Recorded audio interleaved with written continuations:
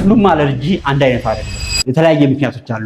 አለርጂ የሚለው ጃንጥላ ቃል ነው። የተለያዩ አይነት ኮዞች ሊኖሩ ይችላሉ። ዶክተር አደራጀው ብርሃኑ እባላለሁ። የቆዳና አባላዘር ስፔሻሊስት ሐኪም ነኝ። የምሰራው በዶክተር ልዩ ቆዳ ክሊኒክ። ዛሬ ስለተለያዩ የአለርጂ ወይም ደግሞ የኤግዜማ ኮዞች እናወራለን።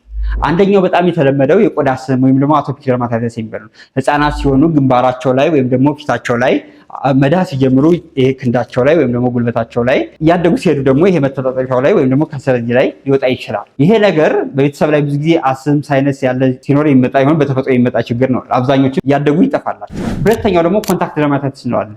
ኮንታክት ደርማታይተስ የምንለው የሆነ ነገር ነክተነ ለዛ ነገር አለርጂ ሆነነ ቁስል ወጣብን የምንለው ሲሆን ለዚህ መፍትሄው የሚያመጣውን ነገር ለይቶ ያን ነገር ማስወገድ ነው። ግን የሚያመጣቸው ቁስሎች አንድ ምክንያት ሊሆን ይችላሉ ማለት ነው። ሶስተኛው ደግሞ ኑሙላር ኤግዜማ እንለዋለን። ኑሙላር ኤግዜማ ደግሞ ሳንቲም ቅርጽ ያላቸው በሁለቱም እግር አሁን እግራችን ላይ ከወጣ በዚህኛውም ሳይድ እጃችን ላይ ከወጣ በሁለቱም ሳይድ የሚወጡ የቆዳ አለርጂክ ሲሆኑ የሚመላለሱና ረጅም ጊዜ እስከ 9 ዓመት ድረስ ከኛ ጋር ሊቆዩ የሚችሉ ህመሞች ናቸው። ሌላኛው ደግሞ አራተኛው ዲስሃይድሮቲክ ኤግዜማ እንለዋለን። ይሄ ብዙ ጊዜ ከማየት ይልቅ ሞር ልንዳስሳቸው የሚችሉ ዱብ ዱብ የሚሉ እጃችን ላይ ያሉ በጣም የሚያሳክኩ እጃችን ላይ ወይም ደግሞ የጫማ ሶላችን ላይ ሊወጡ የሚችሉ የአለርጂ አይነቶች ናቸው ማለት ነው። አምስተኛው ስኔድ ደግሞ ላይከን ሲምፕሌክስ ክሮኒከስ እንለዋለን። ይሄ ላይከን ሲምፕሌክስ ክሮኒከስ ብዙ ጊዜ ጭርት እያልን በተለምዶ የምናገረው ነው። አንገታችን ላይ ሊሆን ይችላል፣ ብልት አካባቢ ሊሆን ይችላል፣ ወይም ደግሞ ቁርጭምጭሚት ላይ ሊወጣ የሚችል ሲሆን ቆዳችን በተለያየ ምክንያት ሰውነታችን ስናከው ከፍኝ የማለት ስሜት ይፈጥርና ያ ነገር ደጋግመን ስናከው ቆዳችን ራሱን ፕሮቴክት ለማድረግ የሚወጣው የአለርጂ ቁስል ነው ማለት ነው። ስድስተኛው ደግሞ ስታቲክ ኤግዜማ እንለዋለን። ስታቲክ ኤግዜማ ብዙ ጊዜ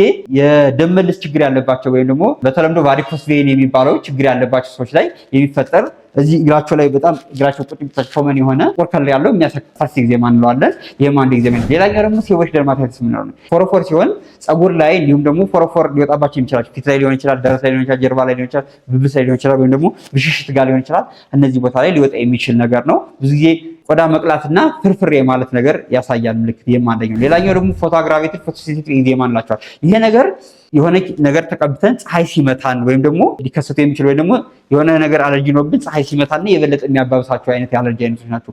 እነዚህ በጣም ዋና ኮመን የሚባሉት ነገር ግን በጣም ብዙ አይነት ሌሎችም የቆዳ አለርጂዎች አሉ ማለት ነው።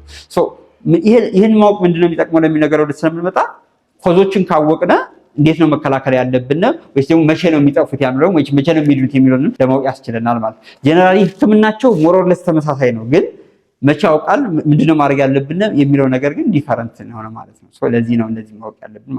ስለዚህ አለርጂን ተመለከተ ወይም ደግሞ ማንኛውም የቆዳ ችግር ካለባችሁ የጥፍር ችግር ካለ የፀጉር ችግር ካለ በእኛ በዶክተር ፈይሰል ልዩ የቆዳ ክሊኒክ ዘነበወርቅ እንዲሁም ቦሌ ቅርንጫፍ መጥታችሁ በቂ ምርመራ እንዲሁም ህክምና ማግኘት ትችላላችሁ ማለት ነው። አመሰግናለሁ።